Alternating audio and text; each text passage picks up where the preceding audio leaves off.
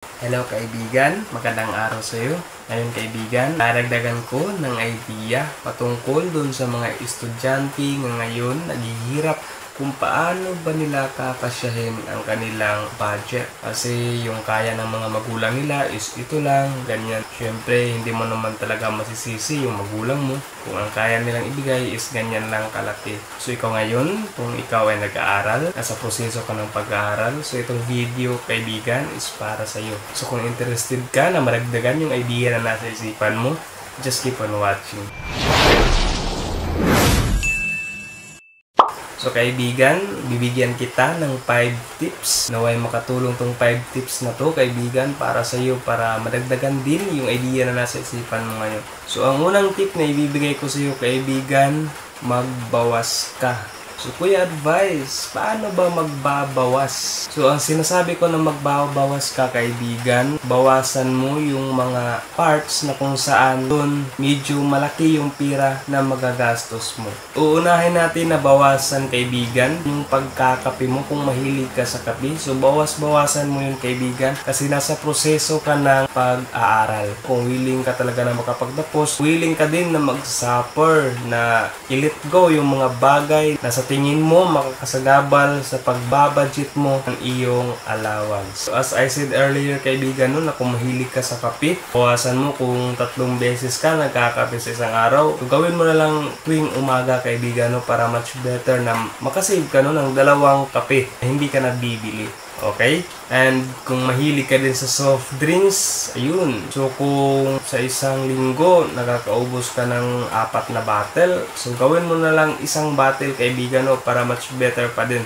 Kasi syempre kaibigan sabi ko, tiis-tiis muna kasi syempre nasa stage ka ng pag-aaral. Okay? So yung pangalawa kaibigan, na ibibigay ko sa iyo na tips. Alam naman natin na habang nag-aaral yung mga barkada, yung mga amiga, hindi naman talaga yan nawawala. Kasi syempre, sabay yan sa pag-aaral. So ang iwasan mo lang dyan kaibigan, huwag ka masyadong magpapadala kapag nasa hiko mo na yung hahantungan ng paggagala nyo is gagasta na naman. Kaibigan, ang itatatak mo palagi sa iyong isipan na nagbabudget ka sa iyong allowance. Kasi syempre, maliit lang talaga yung kaya na magulang mo, and alam mo mismo sa sarili mo na yung budget na yun is kasya lang good for 1 week.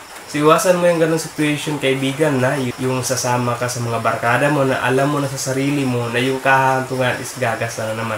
Yung tipong gala-gala lang kaibigan, okay lang yun. Kung lilibrihin ka, edi mas okay. Basta lagi mong isipin kung gagasta ka, yung di malaki, sakto lang.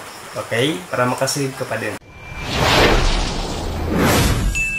So yung pangatlong tips na ibibigay ko sa iyo kaibigan, ito hindi naman talaga to dapat binabudget Yung pangatlong tips kaibigan, magiging wais ka. Kuya advice, saan nga ba magiging wais ako? So magiging wais ka sa mga uulamin mo kaibigan. Okay? Yung tipong bibili ka ng ulam, hindi yung tipong isang kainan lang. So ang bibilin mo na ulam, like for example, ikumpara mo yung 2 ulam na parehas yung presyo. Pero yung isa, maliit lang, and then yung isa, medyo madami. So, syempre, ang bibilin mo doon kaibigan, yung medyo madami para kasya siya sa 2 kainan. Yung kalahati, para pang umaga, and yung kalahati, syempre, para sa susunod na yun na kainan. So, sa ganung paraan kaibigan, makakasave ka na hindi ka na bibili ng ulam sa isang kainan. Wala kang magagawa kasi nasa stage ka ng pag-aaral mo. Kailangan mo talaga mag-budget. So yung pang-apat na tips kaibigan na ibibigay ko sa iyo, syempre kapag estudyante hindi naman talaga natin maiiwasan, lalo na pag meron tayong iniibigan o meron tayong tao na nagpapansin tayo para mapansin tayo. So kailangan talaga natin ng mga pampaganda sa katawan, ika nga. Kuya advice, paano nga ba papasok doon ang pagtitipid? So kaibigan, ang pagtitipid doon, papasok siya doon sa mga i-a-apply mo sa sarili mo. So wag mo masyadong damihan. Like for example, i-base natin siya sa pabango kaibigan. Kung dati, yung pinapabanguhan mo buong katawan mo, so gawin mo na lang kalahati. So sa ganong paraan, nakasave ka ng ilang spray. Kahit ilang spray lang yun kaibigan, malaking tulong na yun kasi magagamit mo yung ilang spray na yun sa susunod na naman na araw. So yung pang-5 na tips kaibigan, yung mahirap to, lalo na kapag yung allowance na ibinibigay ng mama mo or ng papa mo, doon mo pa kukunin yung pambibili ng bigas. Kung ikaw ngayon kaibigan, nasa part ka na ganun, na yung binibigay na allowance ng iyong mga magulang, doon mo pa kukunin yung bigas, pambili ng bigas. Yung lulutuin mo na bigas, kaibigan, tansyahin mo talaga, kaibigan, na wala siyang sobra para wala kang masasayang na bigas. Kasi syempre, kaibigan, yung bigas na bibilhin mo, babadgetin mo yun, nakakasya siya sa loob ng isang linggo. Kasi alam mo sa sarili mo, kaibigan, na yung allowance na ibinigay ng mama mo, pang isang linggo lang yun. So sa ganong paraan, kaibigan, yung pagsasaing mo na bigas na wala kang nasasayang, malaking tulong yun, kaibigan, para makasave ka. Kasi yung iba, yung mga kanin nila, napapanis na lang. Syempre, nagtitipid ka So magiging wise ka pagdating sa lutuan.